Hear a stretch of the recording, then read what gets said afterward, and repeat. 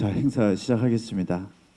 지금 이게 본 강의실에 안 들어오신 지금 중계가 지금 되고 있는데, 중계되고 있을 때도 설명의 자료집과 화면에 집중하시면은 진행에 문제가 없도록 그렇게 진행을 하겠습니다. 자, 일단은 지금 정시 원서 접수가 이제 얼마 남지 않았는데, 일단은 올해 정시 원서 접수 일정 시간 테이블 잠깐만 좀 올려줘 보십시오.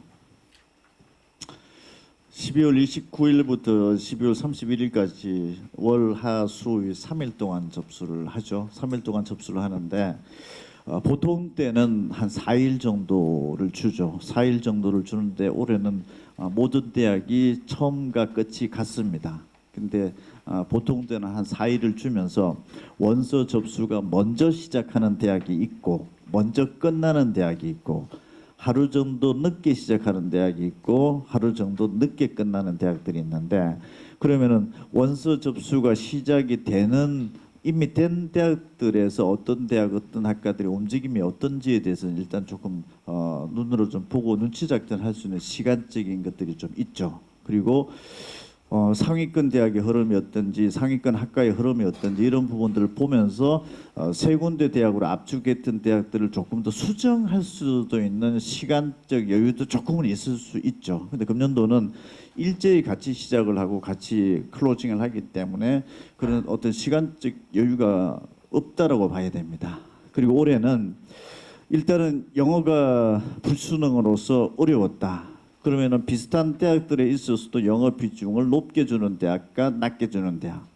그래서 영어 비중이 높은 대학에서 비슷한 수준대에서 어느 대학으로 좀 몰리고 있다라든지 그렇지 않은 거라든지, 또 탐구에서 사탐 런 현상이 지금 한 번도 경험을 해보지 못했던 상황들이 지금 벌어진 상황이기 때문에 사탐, 가탐 과목에서 어떤 비중을 준 대학에 몰리고 안 몰리고, 그다음에 사탐, 가탐에 가산점을 또 부여하는 대학에 몰리고 안 몰리고, 이런 부분들도 지켜보면서 본인의 어떤 상황과도 좀 대비를 해보면서 결정을 해야 되는 그런 상황이기도 했고, 금년도가 또 이런 상황에서 한꺼번에 모든 대학에 몰리면서 어떤 대학의 어떤 학과들은 작년 같으면 하루 일찍 끝났던 대학들은 보통 마감이 한 6시 정도가 되면은 한 2~3시간 전부터는 경쟁률 공개를 아예 막아버립니다. 공개 자체가 안 되기 때문에 그 블랙아웃 타임에서 어떤 상황이 벌어지고 있었는지도 굉장히 중요하고, 그때까지 미달이었던 학과들이 갑자기 경쟁률이 막 수대 1로 올라간다라든지 막 10대 1까지 올라간다라, 이런 상황들도 기존에도 벌어졌었는데, 금년도에는 일제히 모든 대학이 어느 순간 마지막 날에서 아예 딱 특정 시간부터는 경쟁률 공개가 안 된다.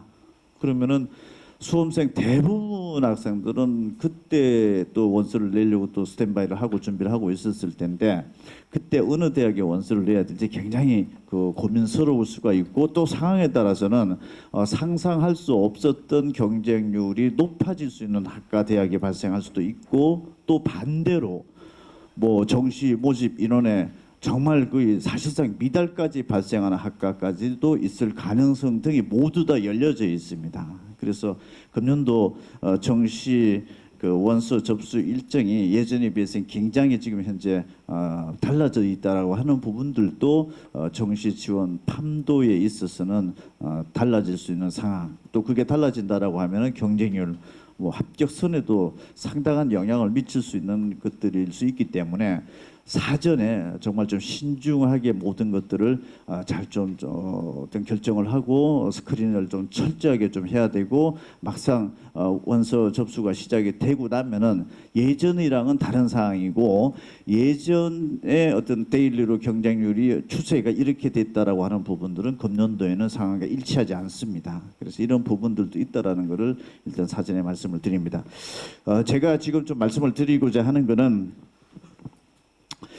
일단 수시 최초 합격자가 발표가 됐습니다. 그래서 제가 지난번에도 수시 합격자의 패턴을 조금 지켜볼 필요가 있다. 그래서 정시에서도 이런 현상들이 나타나는지 안 나타나는지 이런 부분들을 조금 체크를 해야 되는 부분 말씀드릴게요.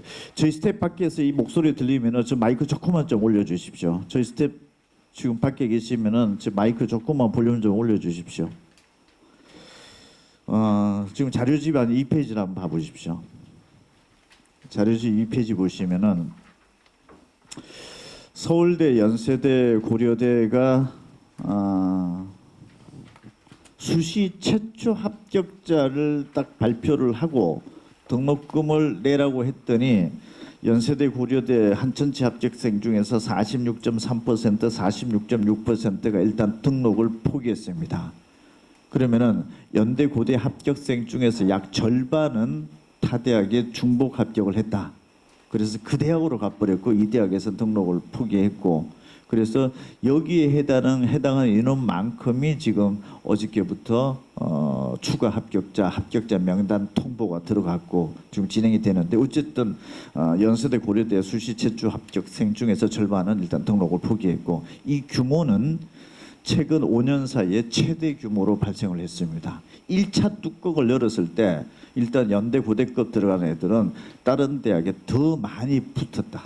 지금 사연은 어떨지 모르겠지만 어쨌든 더 많이 붙고서 등록을 포기했고, 더 많은 연대, 고대 떨어진 애들한테 더 많이, 예전보다 더 많이 예비 추가 합격 번호가 예비 합격 통보가 실제 진행이 된 겁니다. 그럼 그 밑에 이제 성서한 밑에 대학들 계속 지금 연쇄적으로 지금 돌고 있는데, 일단 1단계가 많이 중복 합격이 된 만큼 이제 돌기 때문에 상황으로 봤을 때는 조금 더 많이 돌 수도 있는 상황이다, 이렇게 단순하게 예상을 할 수 있는데 모르겠습니다. 두 번째, 세 번째에서도 또 붙은 애들이 타 대학에 얼마만큼 붙으니 어쨌든 현재 상황으로 봤을 때 저 꼭지점 대학에서 많이 중복 합격이 일단 발생을 했습니다.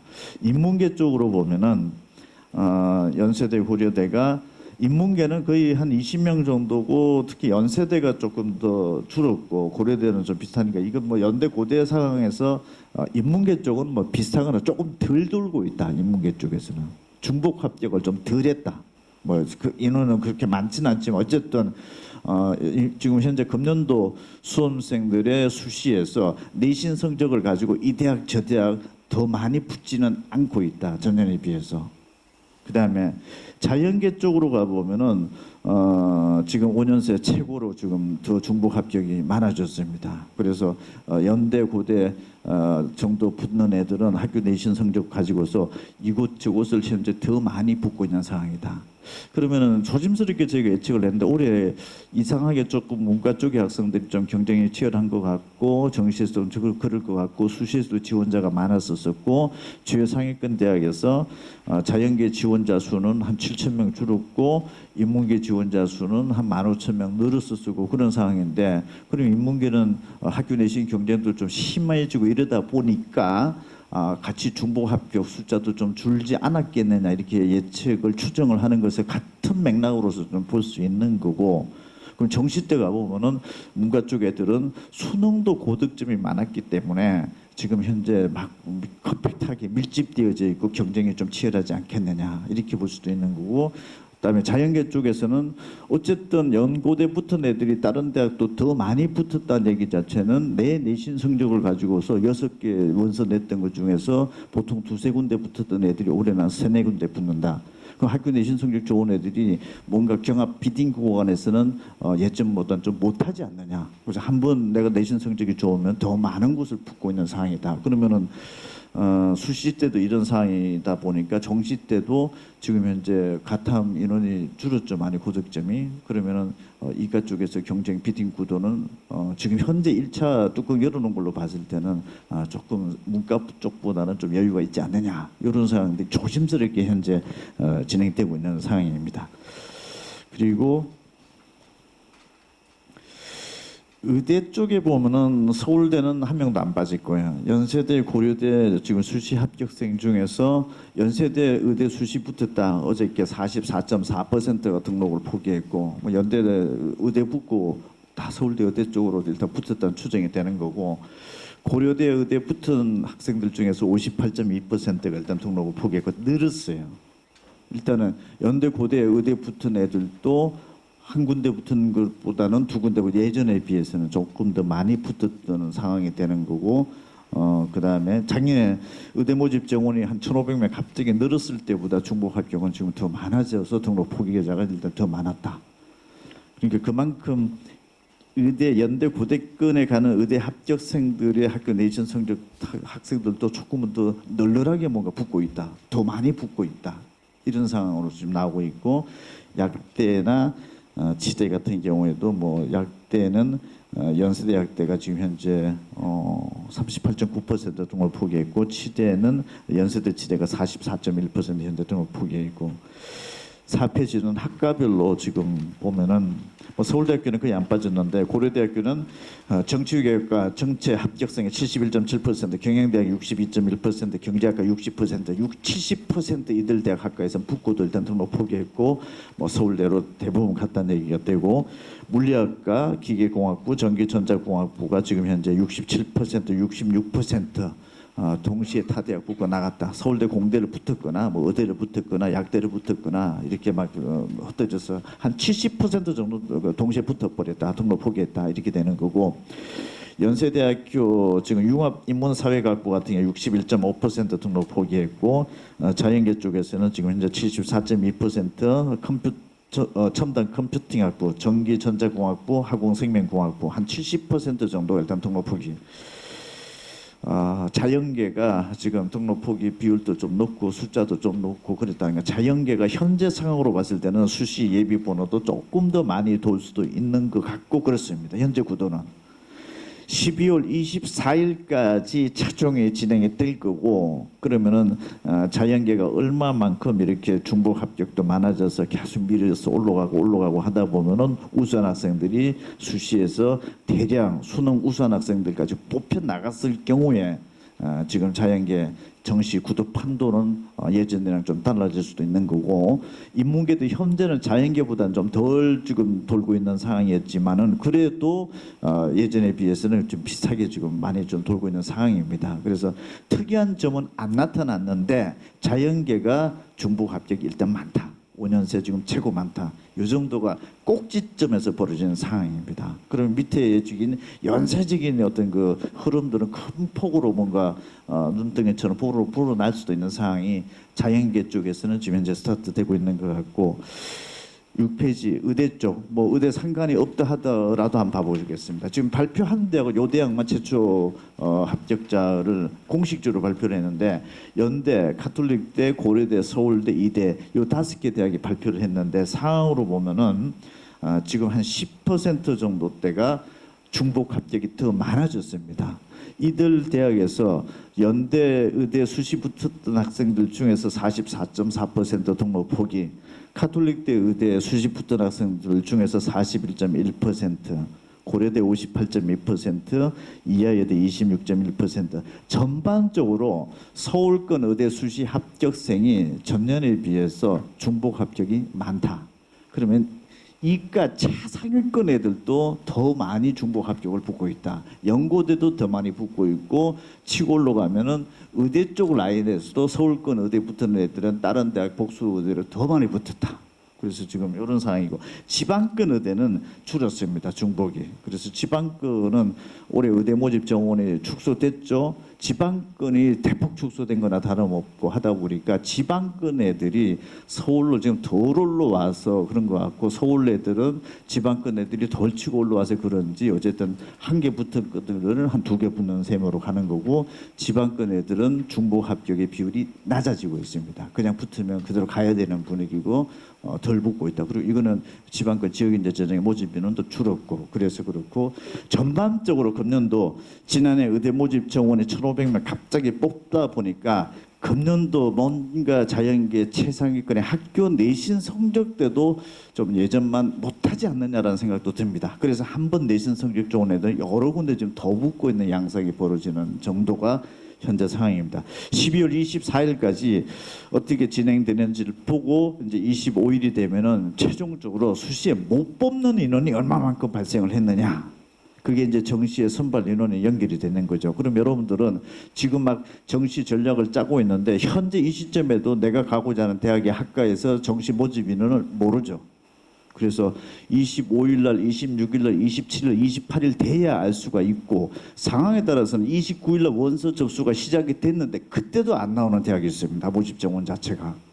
그날 가서 막 확인이 될 수도 있고 합니다. 그래서 모집 정원의 확정은 25일부터 되는데 25일 날 한꺼번에 다 되지도 않습니다. 대학이 시간도 없습니다. 지금 현재 시간도 특정을 해놓지 않고 있는 상황에서 원서 접수 일정은 4일에서 3일로 지금 조정을 단축을 시켜놨고 대학들도 같이 시작, 같이 클로징 원서 접수 마감인데 각 대학의 학과별 정시 선발 인원에 대한 공시 시간 자체도 지금 현재 안 나와 있습니다. 이것도 굉장히 혼란스러울 거예요. 원서 접수가 내일 당장 시작을 해야 되고 일정은 좁혀졌는데 그게 맞게끔 정시 선발 인원에 대한 집계 자체가 지금 느려지게 진행이 되고 있는 것도 머릿속에 생각을 하셔야 됩니다. 그래서 여러분들 갑자기 3명 모집할 줄 알았는데 20명이 될 수도 있고 모르는 일이란 말이에요. 그래서 이런 부분들도 변수가 있다라는 것도 미리 좀 사전에 체크를 하십시오.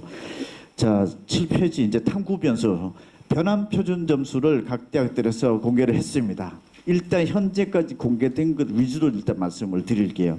자, 일단은 올해 표준 점수가 2026학년도 보면은 여러분 탐구 점수는 저 성적표에 나와 있는 표준 점수가 있죠. 100분위 점수가 있고 표준 점수가 있고 표준 점수 성적표 상에 있는 것들 그대로 사용하는 대학은 서울대학교, 국민대, 홍익대학교라 그랬죠.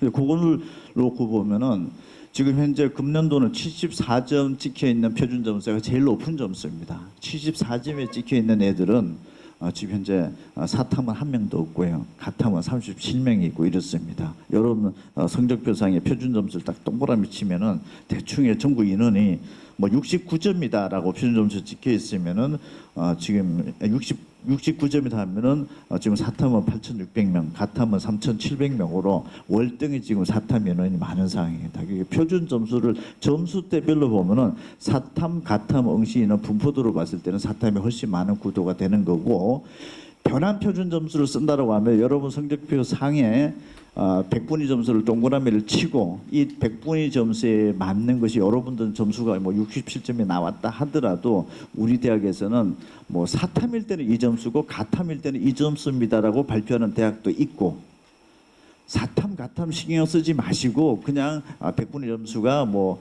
92다라고 하면은 우리 대학은 뭐 63.23점을 부여하겠습니다. 이렇게 발표하는 대학이 두 가지 부류가 있습니다. 그래서 일단은 8페이지 보시면은 자 사탐 가탐의 분포도가 만약에 96점이다 하면은 사탐은 25,000명, 가탐은 12,000명, 89점이다라고 하면은 75,000명이 사탐이고 가탐은 36,000명. 작년도는 비슷했던 것들이 그럼 여러분 이제 변환 표준 점수가 나오면은 가탐 학생들은 먼저 생각을 해야 될 게 내 같은 100분위 점수대에서 문과 애들이 2배가 많구나. 이거 신경을 쓰고 의식을 해야 됩니다. 그래서 내가 가탐을 봤었는데 지금 사탐 애들이랑 경험을 하게 되면 이 정도 많은 인원이 지금 분포가 되어 있다라는 거 생각을 하고 반대로 또 사탐 학생들은 가탐으로 만약에 넘어와 버리면 인원이 별로 없구나라고 하는 것들이 어쨌든 유불리가 작동을 되는 건데 작년에는 비슷한 관계였는데 올해는 압도적으로 지금 사탐이 많은 상황의 구도라는 걸 먼저 생각을 하시고 그럼 대학들은 변환 표준 점수를 발표를 할 때 만약에 사탐 애들한테 뭔가 불리한 점을 주는 형태가 나왔다라고 하면은 여기가 애들의 고득점자가 지금 집중되어져 있는데 우리 대학의 원서 접수에 있어서 치명적으로 문제가 생길 수도 있습니다.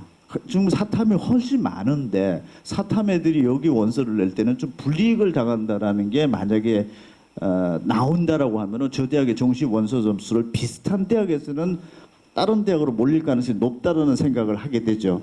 그래서 대학들이 변환 표준 점수를 아직까지 발표를 못하는 대학들도 있습니다. 비슷한 대학들에서 지금 상당한 눈치를 보고 있는 상황인데 일단 발표된 대학들 보겠습니다. 9페이지. 자, 고려대, 연대 먼저 봐보겠습니다. 자, 이거 맥락을 이해하라는 뜻에서 한번 작년도 걸 얘기하면은 고려대는 작년도에 사탐은 이 100분위 점수에서 사탐은 2점수, 가탐은 2점수를 부여를 했습니다. 사탐을 따로, 가탐을 따로 부여를 했습니다. 연세대학교는 작년도에 사탐이든 가탐이든 무슨 과목이든 상관없이 네 성적표상에 96이 찍혀 있으면 이 점수가 네 점수다. 사탐에 무슨 과목이든 가탐에 무슨 과목이든 상관없이 고려대학교는 사탐 9개 과목 중에서 무슨 과목을 상관없이 이 점수라고 하면 사탐은 이 점수, 가탐은 이 점수 이렇게 부여했습니다. 자, 이게 만약에 올해 그대로 갔다고 가정을 해봅시다.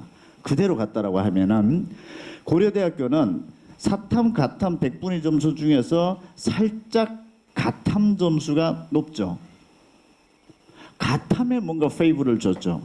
그런데 올해 응시 집단의 분포는 사탐이 훨씬 많죠. 가탐 100분위 점수대 구간에 따블이 많고 있잖아요.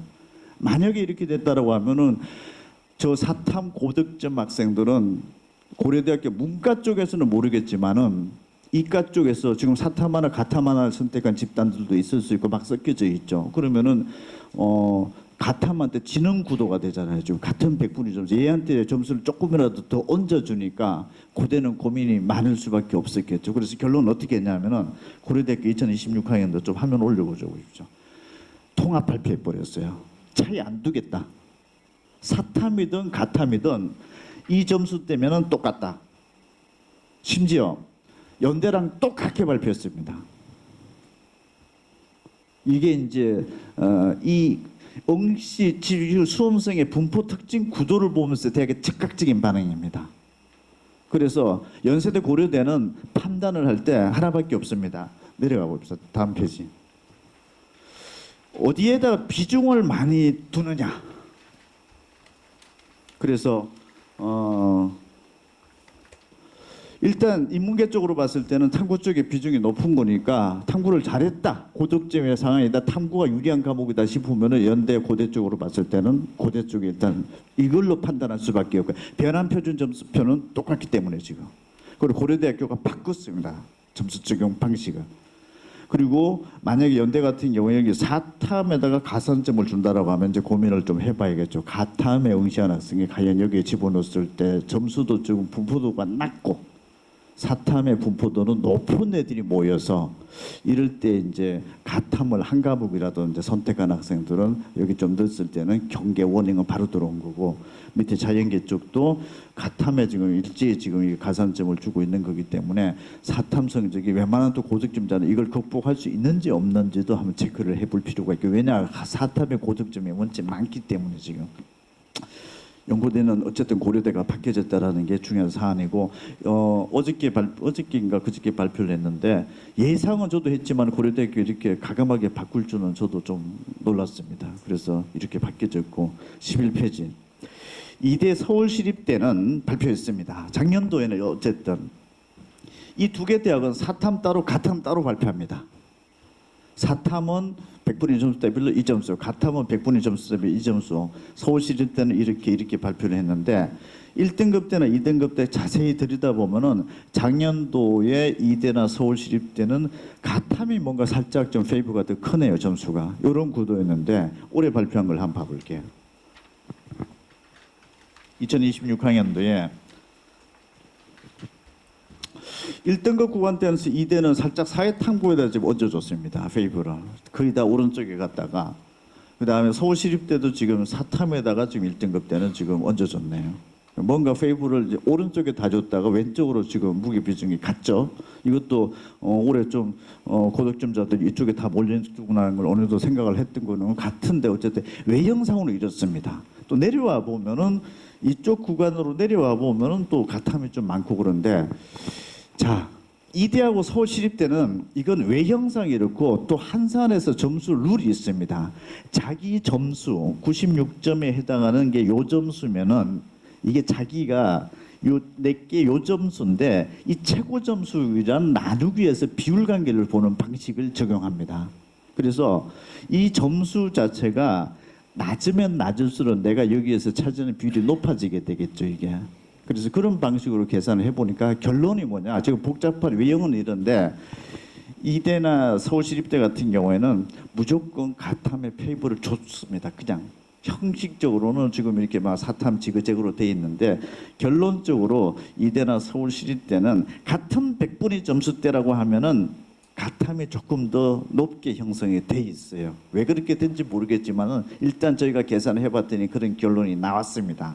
그러면은 어쨌든 이대나 서울시립대 정도를 만약에 두 개를 저울질한다라고 보면은 가탐이 일단 유리합니다. 같은 백분위 점수대에서는.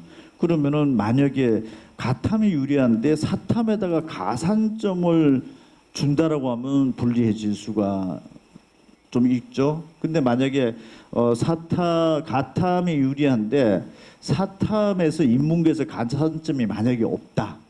가탐이 좀 근본적으로 유리한데 내가 인문계 쪽으로 가보려고 했는데 인문계 사탐 과목에 가산점이 없다. 이대 같은 경우죠. 더 유리하죠. 가탐이 유리한데 인문계 쪽으로 가보려고 했더니 사탐 자체에 가산점도 없다라고 하면은 이건 결판이 난 거나 다름없는 거고, 만약에 이과다. 가탐이 유리한데 가탐에 가산점까지 줬다. 더 유리한 거죠. 그래서 이런 부분들이 지금 이대하고 서울시립대의 좀 특징이고, 14페이지 경희대 외대도 발표를 했습니다. 경희대 외대 같은 백분위 점수 때 이거는 이제 그냥 과목에 상관없이 사탐 가탐 과목에 상관없이 네 해당하는 백분위 점수에서 우리 대학은 경희대는 2점수, 외대는 2점수. 만약에 경희대하고 외대를 좀 저울질하고 있다. 감점은 경희대가 훨씬 크네요 지금 막 구간상으로 봤을 때.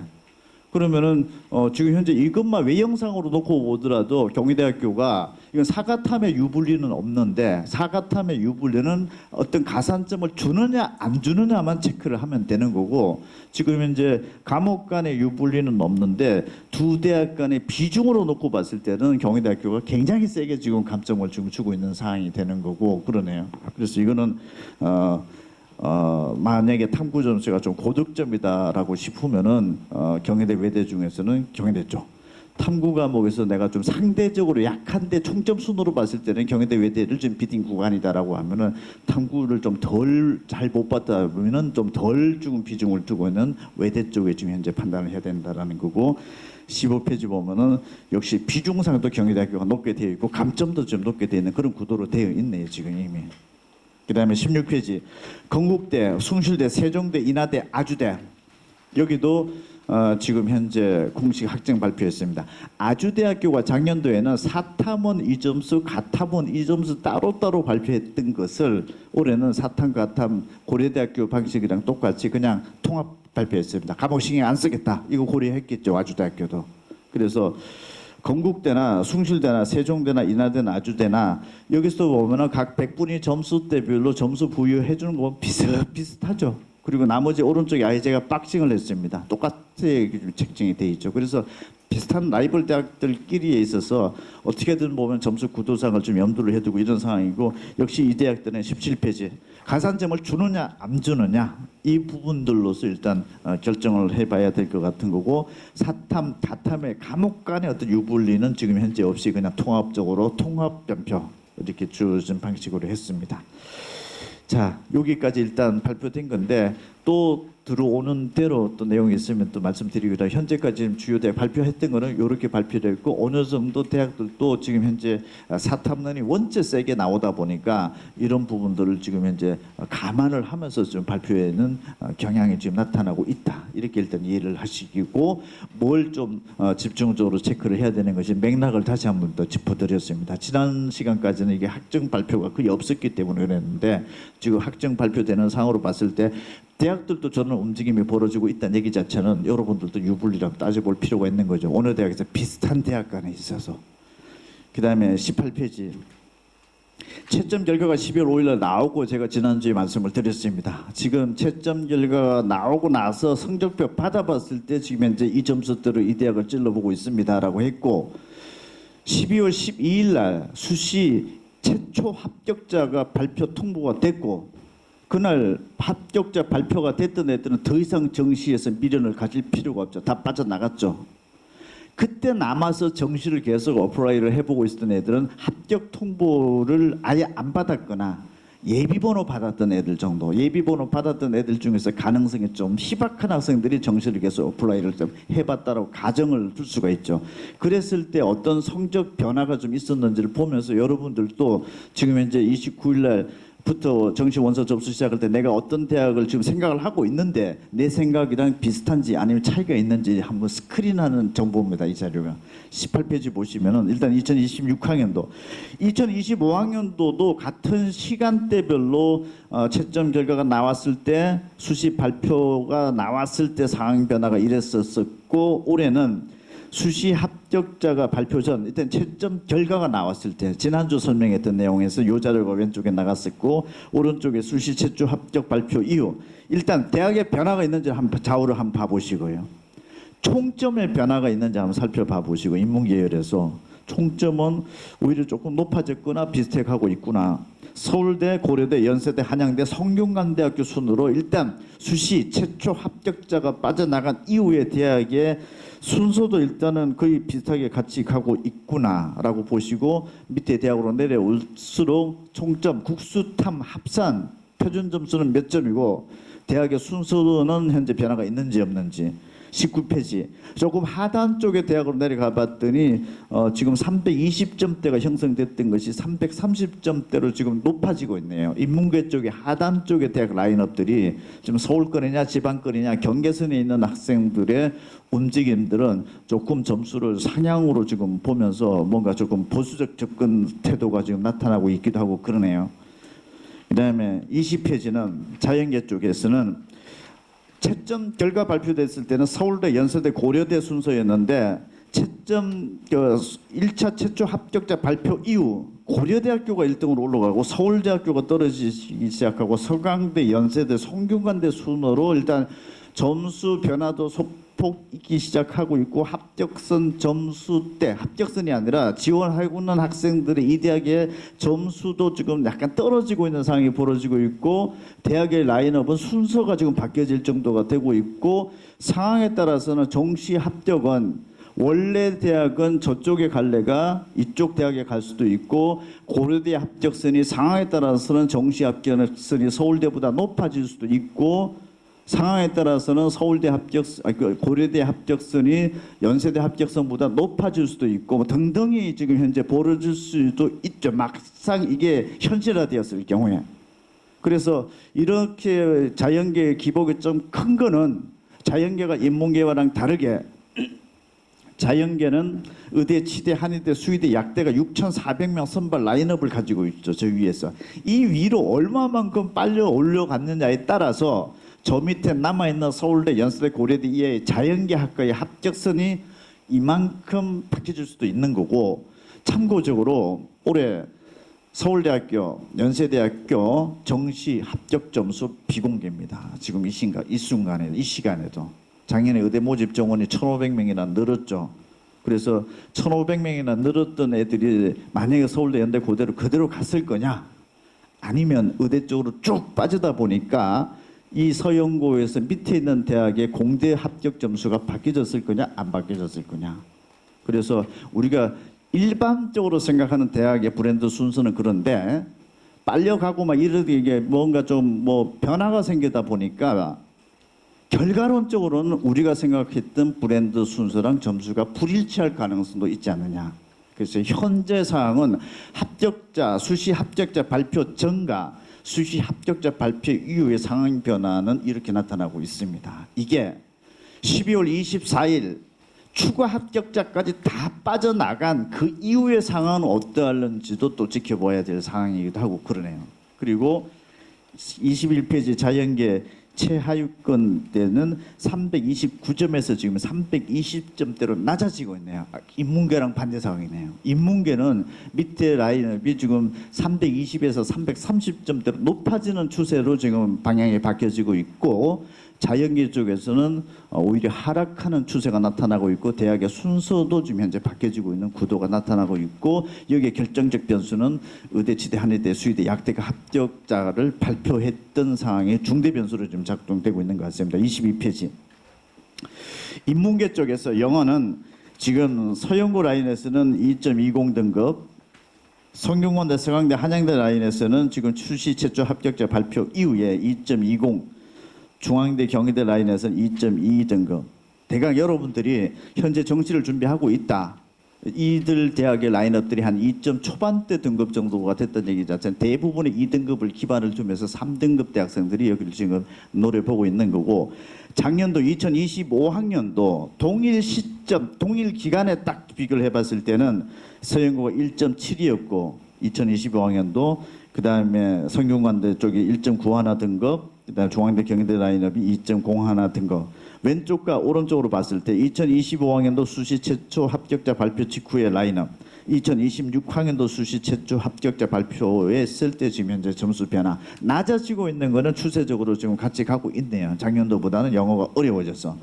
그다음에 자연계는 지금 현재 2.13 등급 서영고 라인에서 성대, 서강대, 한양대 쪽에서는 2.29 등급, 중앙대, 경희대에서는 2.25 등급. 왼쪽이랑 놓고 보면서 확인해 보시고, 지난번 때는 서영고 라인이 막 2.6등급까지 떠들고 있는데 어쨌든 그런 학생이 좀 사라지기 시작했네요. 이 학생들이 영어 등급이 안 좋으면서 내신 성적이 괜찮아서 의대치대, 한의대, 수의대 약대로 많이 빨려갔는지는 모르겠습니다만, 지금 현재 합격 어떤 지원의 패턴으로 봤을 때는 영어가 좀 안 좋은 성적대들이 좀 빠져나간 것 같은 추세적 변화네요. 그러면은 걔네들이 뭐 영어는 좀 못 봤지만은 학교 내신 성적이 괜찮아서, 또는 뭐 수능 체제가 없는 전형들도 수시에는 상당히 많이 있고, 또 영어를 좀 못 봤다 하더라도 내신 등급이 월등히 좋았다라든지 다른 과목으로 인해 가지고서 수시 수능 체제를 맞출 수도 있는 거고 등등이 있죠. 우리가 아무리 수능이 어려웠다 하더라도 국어, 수학, 탐구는 상대 평가이기 때문에 4%, 11%가 정해져 있는 수치가 있는 거죠. 그래서 거기에서는 뭐 점수가 원점수가 크트론이 좀 낮아질 수 있을지 모르지만 1, 2등급 인원은 변화가 없었던 거죠. 그래서 그대로 그냥 타고 그냥 점수가 나왔을 수도 있는 거. 어쨌든 영어의 어떤 그 낮은 등급대 애들이 좀 사라진 것이 제 눈에는 조금 특징으로 들어오고 있는 건데, 그렇다 하더라도 2등급대는 현재 벗어나고 있고, 작년도는 한 1.7등급이 현재 한 2.2등급 정도대로, 그러면 합격선 자체도 1등급대였다고 하면 2등급대로 떨어질 가능성도 현재로서는 추정이 되고 있는 상황입니다. 그 다음에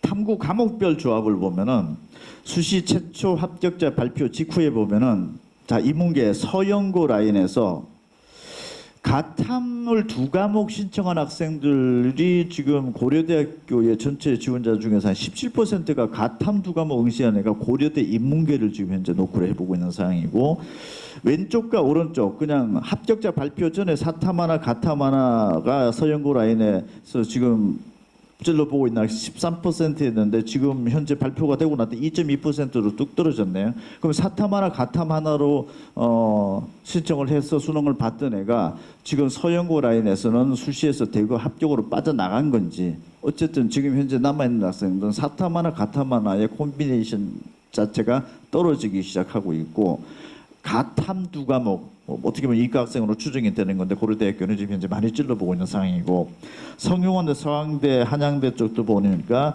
14.9%가 사탐 가탐 하나 신청자였었는데 지금은 7.8%로 떨어지고 있고, 19.7% 가탐 2과목 신청을 나서 성균관대 좀 놓고 해보고 있는 상황이고, 경희대 쪽에서는 가탐 2과목이 17.3%가 지금 현재 문과 쪽 찔러보고 있고, 지난번 수시 합격자 발표 전에는 12.2%가 가탐 하나 사탐 하나인데 지금 9.3%. 어쨌든 조합별로 어떻게 지금 현재 대학 라인업을 인문계에서 찔러보고 있는지 한번 해보시면서, 여러분들은 지금 현재 어느 선상에 놓여 있는지 한번 생각을 해보십시오. 24페이지 자연계는 마찬가지로 여기도 사탐 하나 가탐 하나는 조금 대체적으로 많이 줄어져 있는 것 같고, 왼쪽과 오른쪽을 봤을 때 발표 이후에 사탐 2과목을 신청한 학생들이 서울대학교를 지금 8.7% 자연계를 좀 찔러보고 있네요. 사탐 2과목 신청한 학생인데 지금 자연계에서는 서울대를 좀 이렇게 많이 찔러보고 있고, 서강대학교가 사탐 2과목 학생들이 자연계 서강대 공대 쪽에 9.4%, 그 다음에 한국외대 33.3%가 사탐 2과목짜리가 지금 지금 해보고 있고 그렇습니다. 어쨌든 응시 탐구 응시 조합별로 인문 자연계 지원 성향 현재 상황이 이렇습니다. 그 다음에 25페이지 가탐 2과목 본 학생, 그 다음에 사탐 하나 가탐 하나 본 학생, 그 다음에 사탐 2과목 본 학생, 탐구 탐구 성적으로만 보면은 탐구 성적으로만 표준 점수 2개 더해 보면은 인문계든 자연계든 현재 남아 있는 학생들 4탐 2과목을 본 학생이 표준 점수 기준으로 합산으로서는 제일 높게 형성되고 있네요. 이 중에서도 4탐 2과목을 받고 점수가 좀 높게 형성이 되어 있으면 역시 인문계든 자연계든지 간에 똑같게 나머지 학생들도 그런 분포도를 현재 나타내고 있다. 대학 라인대별로 보면은 모든 대학의 라인업으로 봤을 때는 인문계든 자연계든 4탐 2과목 학생이 탐구 과목에서만큼은 가장 점수가 지금 현재 다른 조합보다는 높게 형성돼 있다. 그래서 가탐 2과목보다는 4탐 2과목 신청한 학생이 더 지금 점수가 높게 지금 현재 있는 애들이 남아 있는 것 같다라는 얘기고 26페이지 대학 라인업대별로 인문계 수학 선택 과목 조합 한번 봐봤더니 서울대, 연세대, 고려대 미적분 기하 선택한 학생이 47.2%고 서울대학교는 60%가 지금 현재 미적분 기하로 지금 현재 나타나고 있네요. 성균관대, 서강대, 한양대 쪽도 47%가 미적 기하고 성균관대는 55.3%가 인문계 쪽 지원하면서 미적분 기하 상황이고 나머지 대학들 건국대에서 51.4%가 미적 기하고 아주대학교 58.3%, 그다음에 강원대학교가 35.7%가 미적분 기하 선택한 학생이 지금 인문계 학과를 지금 노크를 해보고 있고 자연계 쪽에서는 연세대학교가 학률과 통계가 지금 2.1%고 나머지 서울대, 고려대에서는 학률과 통계 신청한 학생은 단 한 명도 없습니다. 자연계 쪽에서 성균관대, 서강대, 한양대 쪽에서 지금 현재 4.2%가 학률과 통계고 나머지 부분들도 아주대학교가 22.2%가 학률과 통계이면서 아주대 지금 자연계 쪽을 찔러보고 있고 뭐 가톨릭대도 32.6% 이렇게 나오고 있습니다. 28페이지. 이 대학 라인업대별로 지원한 학생들의 미적분 기하 구성비를 봤을 거예요. 미적분 기하 학통의 표준 점수 합산 점수를 보면은 비슷한데 미적분 기하가 살짝 앞서는 구도로 이렇게 되어 있습니다. 인문이든 자연이든.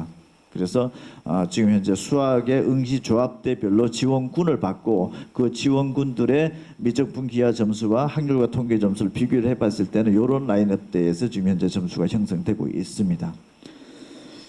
여기서도 그러면은 지금 수학의 어떤 경쟁력으로 봤을 때는 지금 어떤 과목에서 대체적으로 보면은 이 과목 선택하지 않고서는 저쪽 가기가 좀 어려웠다라고 되는 거고 설사 학통을 선택했다 하더라도 미적분에 거의 준하는 점수대가 좀 현재 나오고 있는 학생들이 비슷하게 지금 어플라이를 해보고 있는 상황이구나 체크할 수 있을 거예요. 29페이지 국어 인문계 쪽에서 서영고에 지원했다. 언어와 매체가 서울대는 90%네요. 나머지가 지금 74.2% 평균적으로. 그래서 여러분 지금 이제 각 대학 라인업대별로 언어와 매체 합법과 작문 선택 비율 30페이지. 자연계 서영고 지금 현재 체크해보고 있는 학생들 중에서는 지금 74.7%가 언어와 매체고 고려대학교는 83.3%라는 거. 31페이지.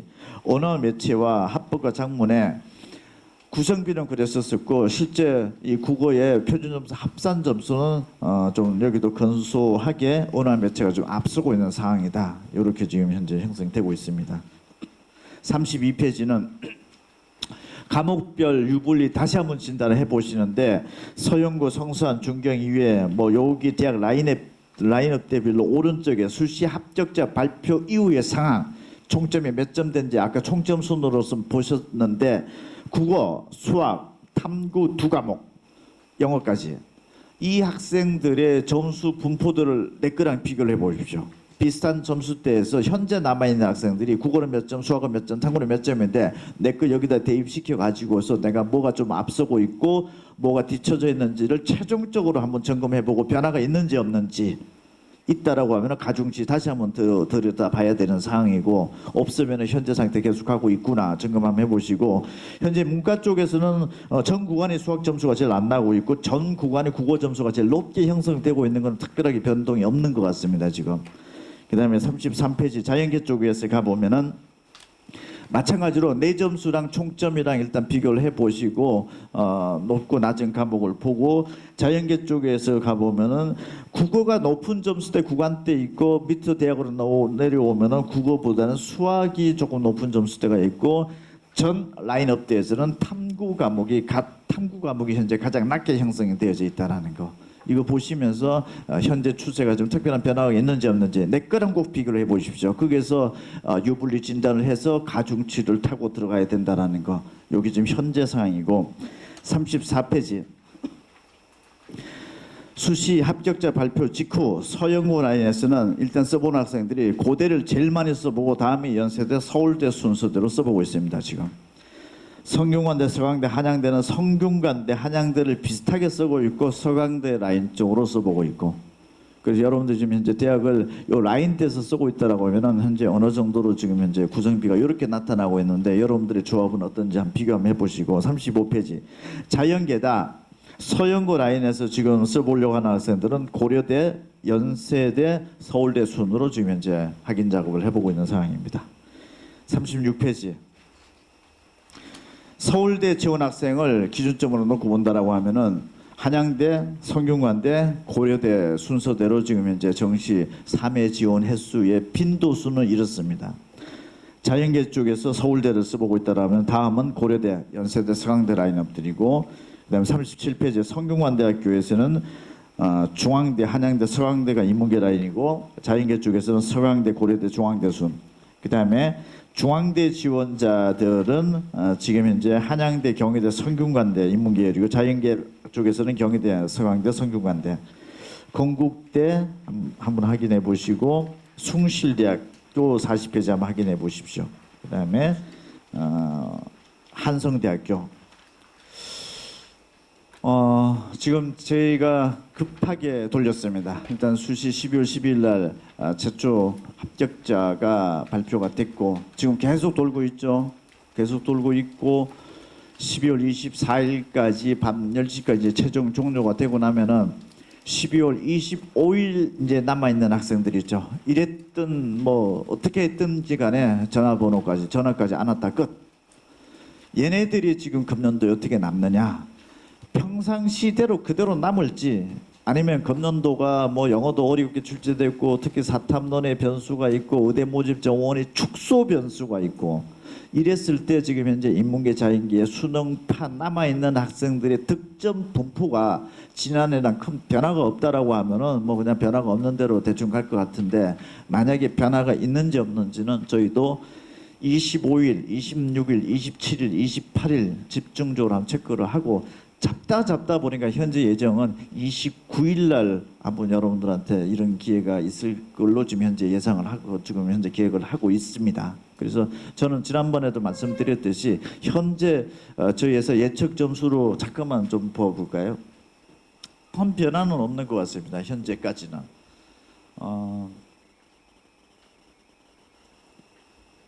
인문계 쪽에서는 지금 한 1점 정도 낮춰지는 것 같고, 그다음에 주요 10개 대학으로 가보면은 조금 인문계 쪽에서는 조금 높아지는 상황이 되기도 하고, 인서울 쪽에서는 비슷한 라인대로 형성이 되고 있는 거예요. 이 주요 10개 대학이 지금 컴팩트하게 비딩 구도가 좀 세지고 있는 상황이라서 채점 결과 발표 직후 때랑은 좀 상당수 좀 조정이 돼가고 있습니다. 그래서 아마 저희 전산 시스템에서 돌아가는 시스템이 이게 살짝 여기가 지금 현재 높아지고 있는 상황이고, 최상대는 살짝 낮춰주는 상황이고, 자연계 쪽에서는 여기 좀 살짝 높아지는 구도가 돼 있고 여기 좀 낮춰지고 있고 요 정도 때. 근데 어쨌든 요것도 이게 정확하게 코렉트하게 반영을 될 수 있을지 없을지도 이건 너무 덤성하게 가중치나 이런 부분들을 좀 안 탔을 때 좀 얘기가 되는 거고, 여러분들 지금 현재 가중치도 타야 되고 뭐 사탕 같은 가산점도 있는 거고 영어도 지금 현재 존재하고 있는 상황이기 때문에 여러분들한테 말씀드리고자 내가 맞추는 거 대충 이제 체킹이 되고 있을 텐데, 지금 현재 남아 있는 애들의 움직임들의 어떤 성향들, 그 다음에 정말로 이제 마지막입니다. 아마 어쩌면 저희가 25, 26, 27, 28일 날을 지금 최종 스크린을 하면서 29일 날 여러분들한테 정보 드리는 게 정말 마지막일 겁니다. 올해 2026학년도 정시 지원은 최종 이제 마지막이 되는 건데, 그 부분도 한번 원서 접수가 시작된 첫째 날이긴 한데 불가피하게 그때밖에 시간이 없겠더라고요. 왜냐하면 저희도 그럼 조사를 해야 되는 시점이 있기 때문에. 그래서 혹시 그때도 최종적으로 좀 고민스러우시면은 한번 그런 정보도 최종적으로 한번 판단해 보시면서 안심할 거 있으면 더 안심하시고, 조금 혹시라도 조정이 될 수 있다라고 하면 조정을 좀 해보시고 이렇게 해보시기 바랍니다. 이제 정시는 그 이제 마지막 단계로 좀 가고 있고, 어떻게 보면은 가장 중요한 시간적 흐름이 진행이 되고 있는 겁니다. 그래서 여러분들께서 지금 웬만한 기초 정보는 지금 다 수집을 해 나가셨을 텐데, 현재적 상황에서 어떤 그 흐름의 변화들이 남아 있는 애들이 어떻게 남아 있느냐, 이게 이제 가장 중요한 거니까 체크를 한번 해보시고. 자, 제 시간은 이번 주에 이걸로 끝내고 지금 현재 예정입니다. 12월 29일 날로 지금 현재 예정이 되어 있고, 나머지 부분들은 우리 선생님 말씀 듣는 거 하고, 제가 오늘 전해드릴 수 있는 내용은 일단 여기까지입니다. 하여튼 그 이후에도 또 정보 들어오면은 여러분들한테 또 시간 또 갖도록 하겠습니다. 자, 고맙습니다. 지금 여기 계신 분들은 그래도 좀 정시 지원도 하실 거지만, 그래도 수험 생활에 대한 궁금증, 아니면 만약에 붙어도 본인이 좀 다시 할 마음이 있을 수도 있거든요. 수능에 따라서 점수 따라서 또 마음가짐이 다를 것 같습니다.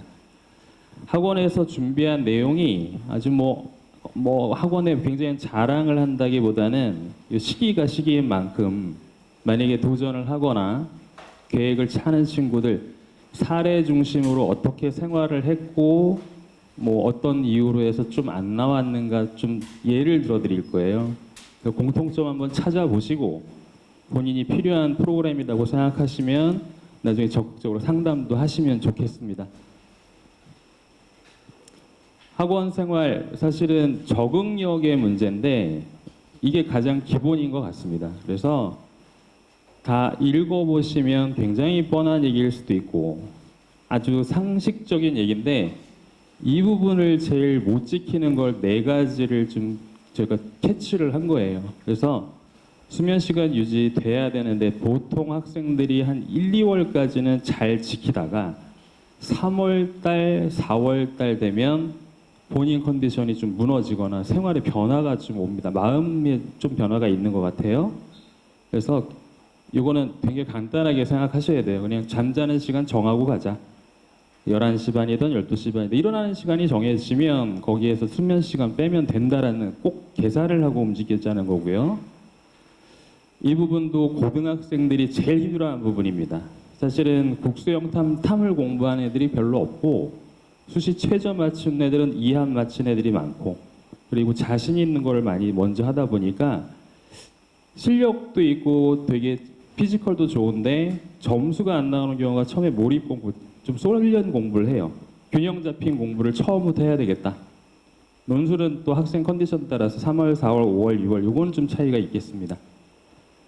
그리고 이 부분은 이건 좀 학생들이 좀 부지런을 떨자는 의미로 꼭 제가 적어놨어요. 잘 수업도 듣고 공부도 열심히 하는데 선생님들하고 상의를 잘 안 합니다. 이 상의가 사실 몰라서 물어보는 것도 중요하지만 본인이 잘 되고 있는 것도 중간중간 점검받고 확인받는 거 좋아요.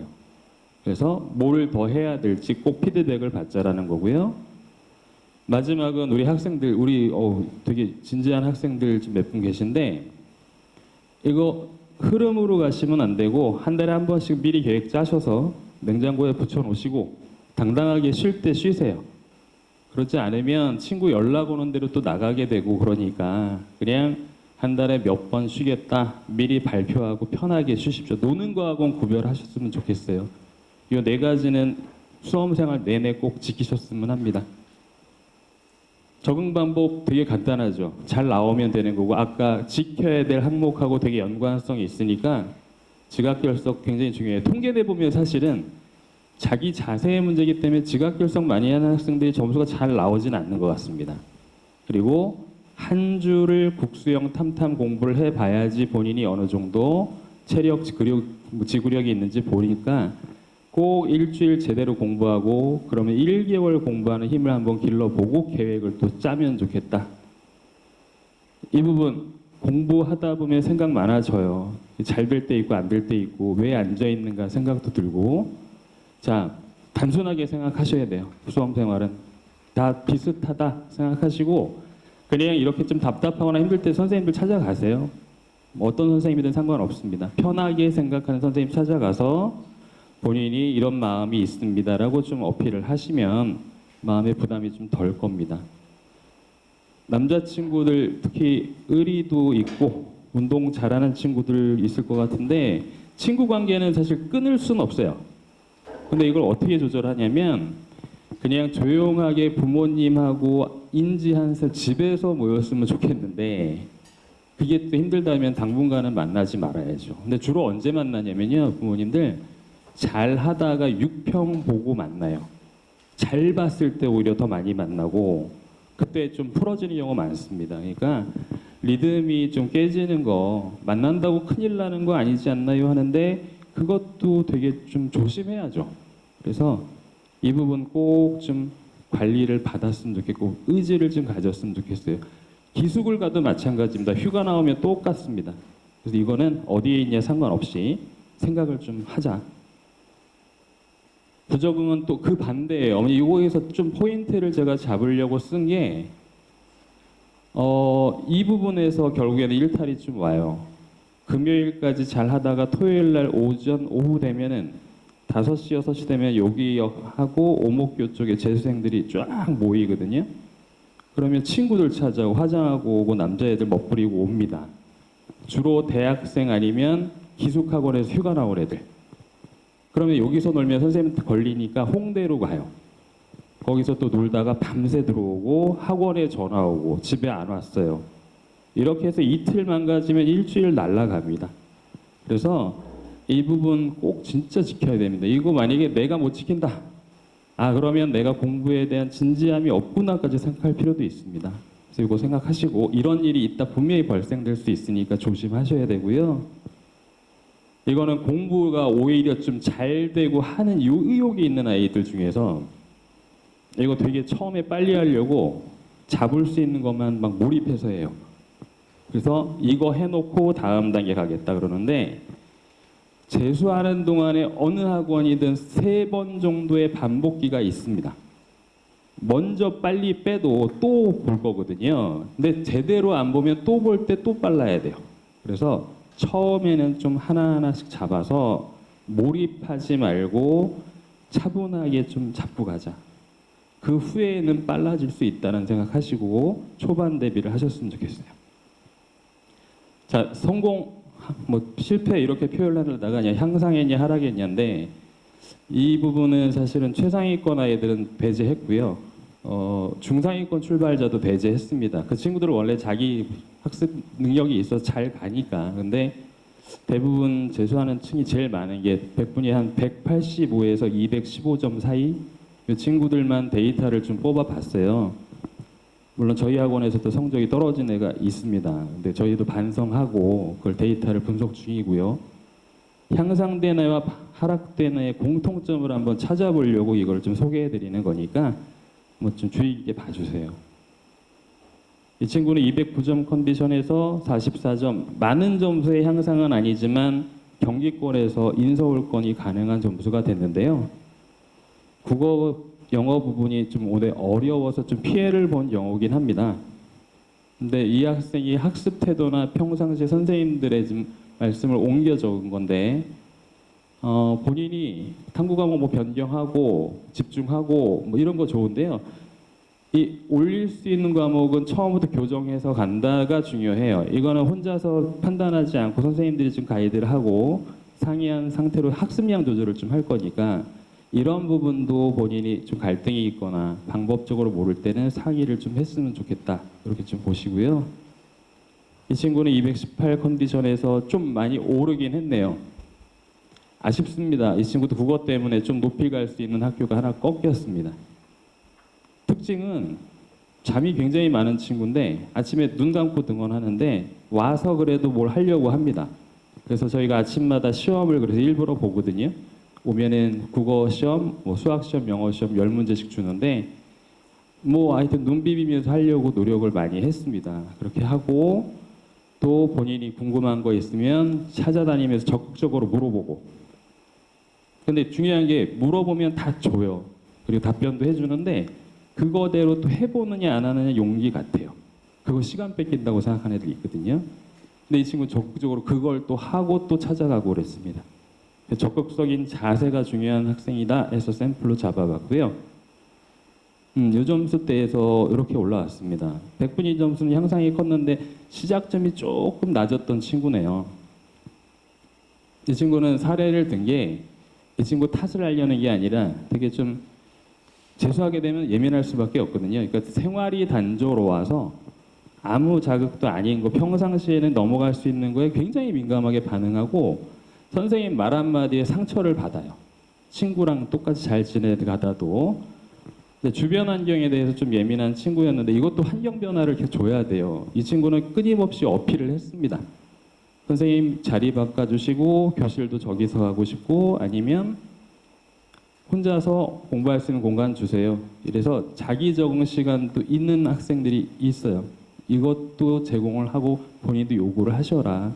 그래서 적응해 가자는 표현으로 이렇게 좀 샘플 들어봤고요. 이 친구 점수 많이 올랐죠. 이제 의미 있는 점수대가 됐는데 이거 좀 안 될 것 같습니다. 여기가 아쉽죠. 근데 100표점을 좀 더 살펴봐야겠고 솔직히 이걸 좀 봐야겠는데요. 어쨌든 이 대학에서 이 정도 쓸 수 있는 점수대가 나와서 본인은 되게 좋아하고 있어요. 이 친구 패턴은 아예 계획하에 시즌별로 계획을 짰던 친구인데 6월 평가원 지나고 나서 그냥 풀타임 공부합니다. 이건 체력 베이스도 좀 있어야 되는데 공부 목표량이 정해지지 않으면 시간 테이블로는 할 수가 없습니다. 그래서 계획 짜서 풀타임으로 들어갔고요. 본인 요것도 뭐 특강을 하고 본인 뭐 이거 성취감을 올렸다 뭐 이 정도인데 이제 지각 없이 꾸준하게 생활이 바탕이 돼야지 힘을 길러서 빛이 올릴 수 있다. 이렇게 또 예를 들어보시자고요. 이 친구 많이 오른 것 같지는 않습니다. 근데 탐구를 못해서 아쉬워서 재수를 했는데 이 친구는 체육을 하고 싶어 했던 친구라서 목표점이 명확했거든요. 어려운 국어인데 국어 잡았고 탐구 잡아서 이 정도 서울 체교 입결로 될 것 같아요. 서울대 체육과를 좀 지원할 거고요. 굉장히 특이한 친구였는데요.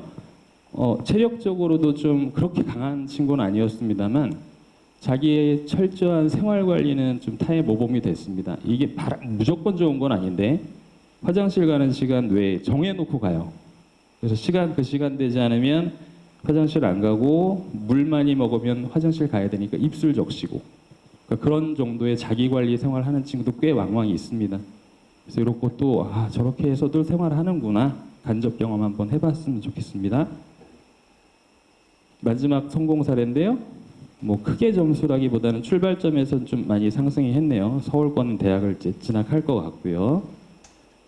이 친구도 보면은 피드백에 대한 반응이 적극적이다. 이거 무슨 뜻이냐면 질문을 하면 답을 알려주는 것보다는 방향 알려주고 공부 또 뭐로 했으면 좋겠다고 다음 단계를 알려주거든요. 그거라면 아이들이 편하고 그게 습관이 되면 공부 방향에서 갈등이 좀 없어요.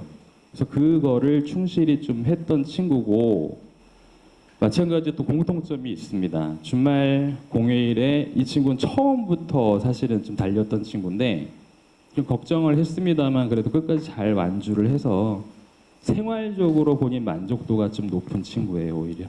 그래서 이렇게 공통적인 부분이 있더라 하고 좀 챙겨보셨으면 좋겠어요.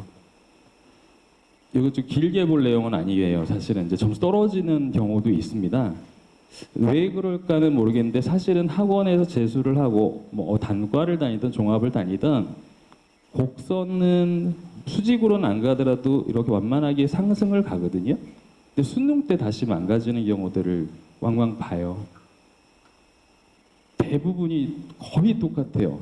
수면이에요. 전화하면 안 받고 어머님도 못 깨우시고 오전이 안 되니까 밤에 공부하고 공부를 안 하려는 학생은 아닌데 재수하면서 안 하진 않거든요. 근데 오전이 안 되니까 새벽 1~2시 될 때 해야 돼. 이런 식으로 공부해서 왔다 갔다 하니까 점수도 뛰었다 내려갔다 올라갔다 내려갔다. 결국에 마지막에 리듬 관리 안 됐던 친구고요. 이 친구도 점수가 떨어졌어요. 같은 점수대에서 260이 나오는 친구가 있는 반면에 오히려 뭐 등급도 2.5등급 떨어지고 이런 친구들이 나옵니다. 똑같아요. 그래서 저희가 한 달에 한 번씩 출결 통계를 해가지고 붙여보기도 하고 문자도 보내드리고 본인도 확인시키는데 본인들이 거기에 대해서 큰 자각력이 없어요. 그냥 피곤하다. 자, 그러면 어떻게 되냐면 이 친구도 자기 시간표 따로 있더라고요. 잘 될 때 해야 된대요. 잘 될 때. 그래서 그런 부분이 결국에는 자기 시간을 다 못 쓰는 결과가 아니었나 싶고요. 이 친구 같은 경우는 사실은 가채점 끝나고 저희가 이제 연락이 안 돼서 등급 추정했을 때 떨어지는 게 확인이 돼서 좀 샘플로 봤는데 이 부분이 조금 남학생 중에 혹시 뭐 특정 대학, 특수 대학 관련 친구 있을지 모르겠는데 그냥 올인하는 친구들이 있거든요. 그거를 먼저 하고 다른 건 뭐 나중에 하겠다 이런 공부는 없다. 다 국수 영탐 수능 공부하면서 특수대학교 준비하고 시즌 맞춰서 1개월 정도 특강 듣고 해도 충분하다.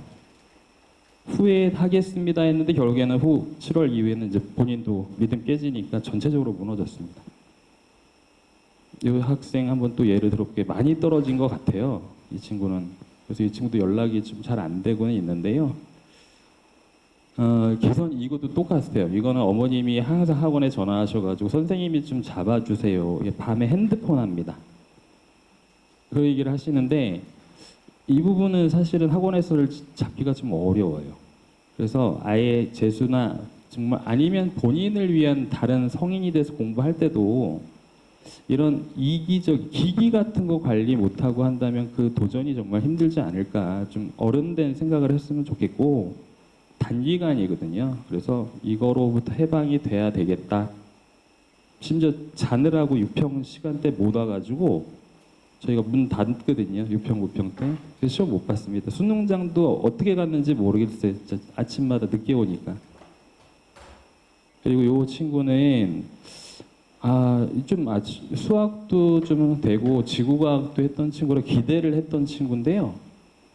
심지어 삼수생이었어요, 어머님. 근데 혼자 공부하다 보니까 균형이 안 맞아서 본인이 좀 전체적인 종합 관리를 받고 싶어요. 그래서 종합반을 왔습니다. 근데 이상하게 수업을 듣기 시작하면서부터 자기 고집이 좀 나오는 게 아마 이게 싫어요보다는 좀 이질적인 느낌인지 모르겠는데 아이 표현으로는 혼자만의 노하우가 있대요. 국어는 자기만의 방법이 있고 탐구는 나만의 방법이 있다. 그래서 그 방법이 나왔으면 점수가 나와야 되는데 했으면 그렇지 않으니 자꾸 상담하고 피드백 노하우 전배해 줄게 했는데 억지로 막 수업 거부하니까 강제를 못했죠. 저희 잘못이기도 합니다. 결국엔 점수가 안 나오긴 했어요. 그래서 이런 부분도 본인이 완벽하다라고 확인하는 거고 부족하다라고 인정하는 출발점을 좀 가져야 되고 들어보고 판단해야 되겠다. 좀 유연성 있게 좀 대처했으면 좋겠습니다. 자, 이거 학원 점수 공개는 아마 역사상 학원계 처음인데 일부러 그냥 올해 공개했습니다. 뭐 총점도 공개하려다가 그건 너무 좀 노골적이라서 이거 보여드리는 이유가 재수하면은 점수가 올라요를 상담할 때 제일 많이 들어요. 근데 재수를 해서 오르는 게 아니라 공부를 하면 오른다가 정답이잖아요. 공부를 안 하니까 안 오르는 거죠. 자, 근데 한 과목 올라서는 성공이 아니기 때문에 불안한 거죠. 수능 날 5과목이 잘 나와야 돼요. 그럼 균형감 있게 공부하자. 국어 어려웠어도 다 올라요. 평균점 올라요, 어머님. 저희들이 최상위권만 있는 학원 아닌 건 인정하기 때문에 그걸 감안하더라도 저희 애들 이번에 평균이 80점, 70 이렇게 다 나왔고요. 실제로 탐구는 못 잡으면 재수는 하면 안 돼요. 왜? 시간이 있어요. 그래서 재수 시작할 때 새로 공부하는 친구 있으면 지금부터 탐구 공부하는 겁니다. 이제 시작하는 날부터 하는 게 아니고 언제까지죠? 6월 달까지 2등급 만들어 놓으면 오히려 국어 수학 잘 되니까 평균적으로 2.7등급, 2등급 다 오르거든요. 이거 잡기 때문에 우리가 국수에서 하나가 좀 안 나와도 인서울을 가는 거고 2개 잘 나오면 중위권 가는 거고. 근데 고3 때는 6평진하고 공부해야지 9평 외 해야지 하면 못 잡던 과목입니다. 이것도 생각을 좀 하자. 자랑이 아니라 통계가 그렇다. 이거 좀 생각해 주세요. 아까 말씀드린 공통점 그냥 정리한 겁니다. 조금 색다른 거는 이거는 제가 뭐 학원계에 있는 내내 듣는 얘기인데 모의고사 날 결석하는 친구 꽤 있고요. 특히 여학생들. 못 보면은 컨디션이 떨어져요. 그래서 잘 보는 시험만 보려고 하기 때문에 본인이 시험을 선택적으로 가립니다.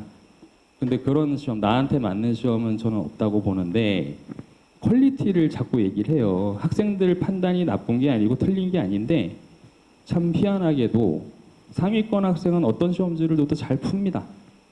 점수가 일정하게 나오죠. 우리가 그 컨디션하고 힘을 기르는 거에 목적을 두는 거거든요. 그날 350분가량 얼만큼 내가 주도적으로 공부할 수 있는지, 시험을 리드할 수 있는가. 피하지 마시고 보세요. 평가는 선생님들이 하고 선생님들조차도 이 문제는 우리가 좀 억지스러워라고 인정하는 문제 있으니까 그 내용 살피시자는 얘기입니다. 그리고 꼭 무한 문제풀이 인강에만 몰입하지 마시고 서브죠, 서브.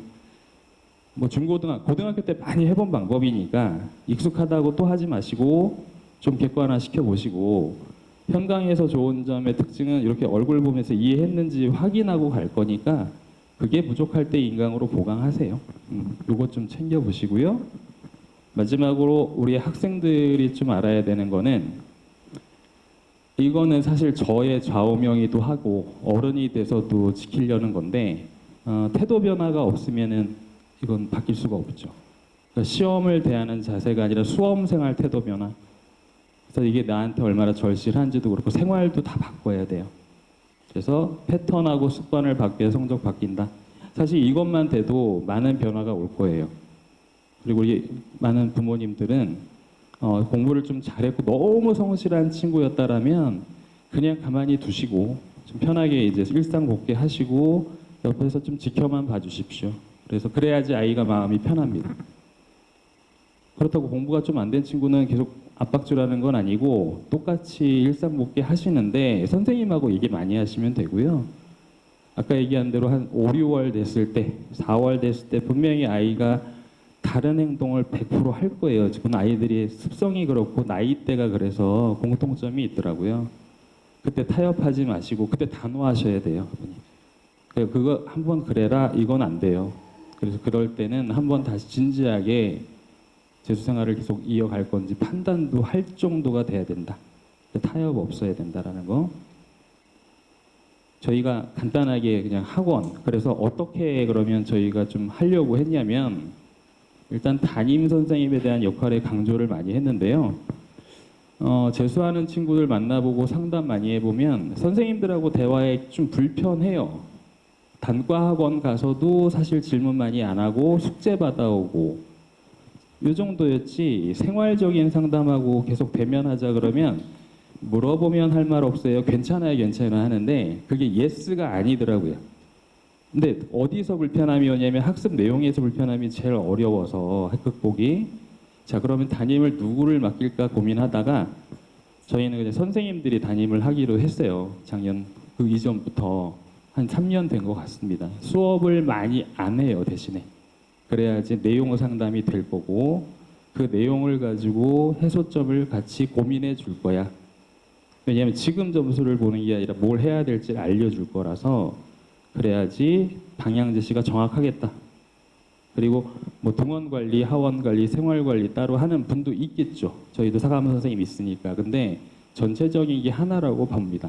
그래서 선생님이 다 관여를 할 거니까 이렇게 담임 활동을 저희가 하면서 학생들 학습 유도를 하거든요. 이 프로그램은 본인 성적표 또는 출결 상태, 모의고사 본 거, 뭐 어떤 평가 모든 게 다 여기 들어갈 건데 중요한 거는 이제 이걸 보면서 아이들도 자기 점검을 하겠지만 선생님들이 뭐를 하라고 지침을 준 거를 다 기록을 해놓습니다. 그래서 시험 본 결과 토대로 뭐를 더 하고 뭘 보완하고 그래서 이렇게 피드백을 계속 지속적으로 올리거든요. 자, 이 기록을 안 하고 상담을 반복하면 똑같은 얘기를 계속해요. 했던 얘기 또 하고 야 저번에도 그 얘기했잖아. 근데 변화가 없고 그래서 같이 기록하는 거 보면서 변화를 주자 실행했는지 여부 체크할 거고 이런 내용들은 부모님들도 조회를 해서 보실 수 있으니까 궁금하시면 아이 관심 가지시고 로그인 하셔가지고 이렇게 아이가 배우고 상담받고 있구나를 좀 챙겨주시고 담임하고 연락하시면 되겠습니다. 이 부분은 사실 다른 학원 거 좀 발췌해서 그 관계자한테 미안하긴 한데 이 얘기가 상담하다 보니까 너무 많이 나와서요. 반 수업을 어떻게 합니까? 뭐 평균 내 가지고 이렇게 뭐 어떻게 맞추죠? 이런 얘기가 너무 많더라고요. 사실 이렇게 하는 학원은 없는데 자꾸 이렇게 한다고 어디서 얘기를 해요. 근데 이거는 중요한 문제 같습니다. 수업을 어떻게 아이들한테 잘 맞춰줄 것이냐. 그래서 고민을 한 게 이 두 가지 테마의 고민이 제일 컸어요. 아이들이 원하는 걸 해줘야 되는가, 선생님들이 바람직하다고 판단한 거를 해줘야 되는가. 그러다 보니까 선택이라는 부분은 사실은 중요합니다. 자기 의지도 있고 자기가 원하는 게 있으면 당연히 선택인데 이거 점수로 놓고 보면 좀 미안한 얘기가 이 상위권 애들의 경우가 될 것 같다. 왜? 그 정도는 자기 컨트롤이 되고 부족한 딱 그 단원 중심으로만. 그래서 좀 미안한 친구들이 대부분이겠지만 중하위권은 선택은 안 된다. 그래서 이거 다 해봤던 거다 옛날에. 이런 좀 결론을 도달했고 불필요한 수업도 마찬가지죠. 저 수업은 안 들어도 되겠어. 그것도 아닌 것 같아요. 전과목 공부가 다 필요하고 사실은 본인이 많이 안다고 하는 것조차도 설명해봐 그러면 못해요. 그냥 빨리 푸는 거에 익숙하고 그 문제에 익숙합니다. 그러니까 변형된 문제도 약해지고 본인이 괴로운 일이 벌어지겠죠. 그래서 그것도 이거 탈피하고 싶어요. 그래서 저희 그냥 15명씩 묶어 수업해요.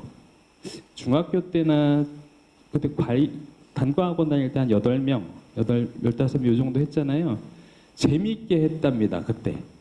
막 하다가 앞에서 선생님 불러가지고 얘기도 하고 집중도도 높여보고 그래서 그게 좀 효과가 있겠다 고민해서 저희가 소수로 좀 반배정하고 하보자 해서 작년에는 한 30명대로 하다가 올해 1월부터 1월 중순까지는 1월부터 2월 중순까지 15명으로 진행을 해서 끌어올리려고 그래요. 미리 시작한 애들. 자, 레벨은 대신에 그럼 만족도를 줘야죠. 인원만 적어서 해결되지는 않으니까 단계는 1월부터라도 거의 7단계 그러니까 다 뭐 어떤 등급을 레벨 맞춰서 각각 수업을 들어가는데 선생님 배정 많이 해야겠죠. 그래서 강한 거는 올리고 약한 거 보완하는 건데요. 과목별로 다 시간표가 다른 거예요. 수학반 따로, 국어반 따로, 영어반 따로. 탐구도 요즘 서탐런이 너무 많이 일어나서 뭐 생윤사문 정도는 2그룹 또는 3그룹까지 나눠서 수업을 진행했습니다. 자, 난이도가 맞고 본인한테 필요한 내용을 한다면 학생들한테 듣는 얘기, 저 수업 괜찮았습니다. 가능하더라고요. 그래서 이렇게 한번 잘 따라와 보자. 학습량 조절 해줄 거예요. 점수 변하고 본인이 선생님들 인정이 되면, 혼자 공부 더 해도 돼. 1시간 정도. 기본 수업은 빼도 돼. 이건 어디다 다 마찬가지. 해줄 거니까 처음에는 본인 판단으로 너무 주장을 하지 말자. 그래서 시간표 이거 제가 만드는 거 그냥 샘플인데 이게 어떤 의미를 갖냐면 그냥 수학, 국어 이렇게 동일 시간대에 같은 과목의 연강 시간이 있어요. 그러면 레벨이 변하더라도 그냥 과목을 이동시키면 반을 이동시키면 돼서 저희가 작년의 기준으로는 뭐 국수형은 심지어 10단계를 나눠 수업했고요. 4등급, 5등급 애들이 제일 갭차도 크고 점수가 똑같은데 아는 파트가 달라서 걔네들이 좀 세분화가 필요했던 거고요. 탐구도 많이 선택하는 과목조차도 나눠서 수업을 했습니다. 그래서 상위 등급, 하위 등급 이렇게 진행했고 이렇게 각자 시간표를 이제 계속 나눠주는 이거는 다 아이마다 다릅니다. 시간표가. 그래서 뭐가 강하고 약하냐에 따라서 본인 시간표 배정대로 움직일 거고요. 점수 변하면 바로 레벨 상승 이런 식으로 리드하겠습니다. 자, 기본 수업, 선택 수업 이런 거 당연히 뭐 학원들 하는 건데 사실 기본 수업이 지금 의미를 제가 부여하고 싶은 게 한 스타트점에서 뭐 1월에 하는 친구 있을 거고 2월에 하는 친구 있겠지만 3개월 정도는 저는 그냥 무조건 개념 잡자가 주의예요. 자, 그렇게 해도 6개월 정도 또 공부할 시간이 있는데 개념 잘 잡아놓으면 변화가 일어납니다. 그래서 그때는 이것저것 빼지 말고 난이도별로 한번 가봐요. 그리고 개별 질문해서 선생님이 요건 네가 잘 돼 있으니까 이 내용으로 혼자 공부 더 해라고 알려줍니다. 그래서 그렇게 한번 가보자. 4평 보기 전까지. 그래서 테마 수업 되게 많습니다. 이거 뭐 학원들 다 비슷해요, 어머님. 그래서 원하는 거 나중에 다 선택할 수 있어요. 잘 안 보이죠? 미안해. 제가 그냥 캡처를 뜬 건데 이건 왜냐면 변할 거라서. 그래서 테마 수업 많으니까 테마 수업의 종류는 실전 대비 4점짜리 대비 뭐 특강에 대해서는 뭐 문학, EBS, 이감, 상상 이런 것 그리고 식당하고 독서실은 남녀 분리 원칙으로 되어 있습니다. 그리고 뭐 관리 선생님 당연히 계시고요. 전체적으로 여기 몇 번 오신 분들 계시고 찾아서 항상 감사드립니다. 학원 전용 건물이니까 번잡하진 않아요. 이제 부모님들 설명회 왔다 갔다 하실 때는 좀 소란이 시끄러움이 있는데 딱 1월 넘어가서 2월 중순 되면 조용하거든요. 유해 환경도 없고 하니까 그런 장점을 잘 살려서 관리하고 아이들 편의 제공을 하고 있어요. 그래서 사진으로만 좀 살펴보시면 이렇게 독서실 형태가 있고 조금 상위권을 위한 독서실은 따로 또 있긴 합니다. 자, 수업 교실 요 정도. 여기가 사실은 제일 큰 강의실이에요. 저희 학원 내에서. 여기서는 탐구 정도 아니면 아까 말했던 테마 선택할 때 애들이 좀 많은 경우에 여기서 수업을 하는 거고 일반적인 교실은 다 요만합니다. 식당 전경이고 이거는 아이들 안전 위해서 이제 보안 카메라 달려 있는 거니까 이렇게 철저하게 관리하는구나 이렇게 좀 이해해 주십시오. 마지막입니다. 뭐 비용 중요한데 우리 학생들도 사실은 좀 알아야 될 내용이죠. 학원들이 다 비슷한 듯하지만 내용적으로 좀 다르기도 해서 그냥 저희 거 설명드리면 그냥 모든 비용은 전년하고 동결하기로 대표님이 결정하셨고요. 저희 독서실비가 뭐 좋다 나쁘다를 떠나서 그냥 이거를 돈을 받는 게 좀 학생한테는 아닌 것 같아. 독서실비는 비용이 없어요. 그래서 요 금액 안에 포함이다. 급식 한식 일식에 7,700원인데 보통 토요일 점심까지 먹을 거라서 아이들 먹으면 한 34만 원 정도 평균 되겠네요. 그리고 교재 콘텐츠는 뭐 2개월씩 저희가 뭐 청구드리겠습니다만 요거는 평균적으로는 한 20만 원 정도 되긴 할 텐데 본인이 원하는 콘텐츠를 사는 건 이제 부과를 해야겠죠. 뭐 이감을 사던 상상을 사던 아니면 다른 모의고사를 추가를 하던 그래서 그런 것만 별도 과금이 될 겁니다. 저희가 장학제도 운영하고 또 상담하면서 자세 성실도 뭐 그런 부분에서도 아이한테 좀 혜택을 주는 분들이 좀 있어요. 그래서 혹시 이제 생각해 보시고 하고는 싶은데 아직 결정은 안 했어. 대학은 지원할 거야. 그래도 사실은 언젠간 생각해야 될 문제 같아요. 그러니까 좀 고민해 보셨다가 그래 도전하겠다 그러면 편하게 전화 주시 상담하시고 오늘 상담 신청서를 주고 가시면 저희가 내역 좀 확인하고 상담 일자 잡는데 좀 편합니다. 그래서 꼭 안 내셔도 그냥 전화로 예약하셔도 되지만 꼭 내주고 가시고 날짜 상담하는 거는 뭐 평일, 일요일, 토요일 다 가능하시니까 전화 주셔서 예약 잡아주세요. 긴 시간 들어줘서 감사드리고요. 뭐 정시 쓰는 친구도 있으면 일단 합격하고 본인이 또 자유롭게 자기 의사로 또 결정할 수 있는 시간 가지시고 또 문의 주십시오. 감사합니다.